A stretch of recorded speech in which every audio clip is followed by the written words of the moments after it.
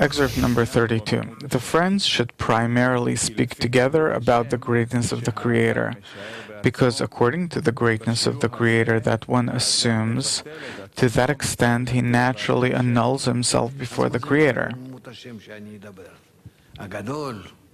So what does it mean to speak of the greatness or the exaltedness of the Creator?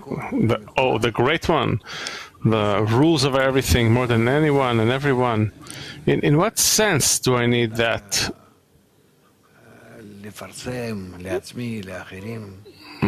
To publicize to myself, to others. What does it mean to talk about the greatness of the Creator? In what is He great? Exalted? Talk about it. In what? How do we appreciate Him? How do we raise Him? What quality in Him do we appreciate, value, respect most?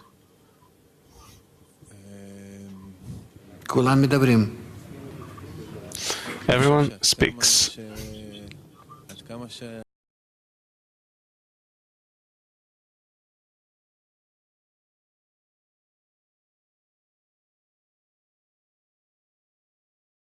Rav,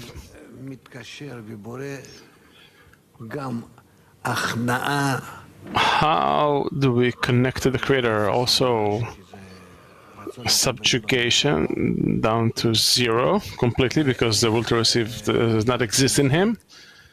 And together with that,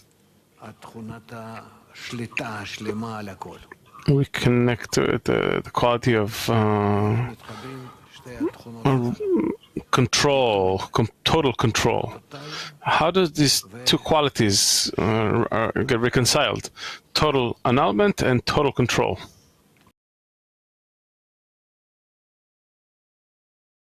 Rav, it says, where you reveal His greatness, you reveal His humbleness. How can you say about the Creator that He's humble? How is that? He's humble. Where? What? How? What does this exactly mean? How could it be that I reach a state where I discover His humbleness?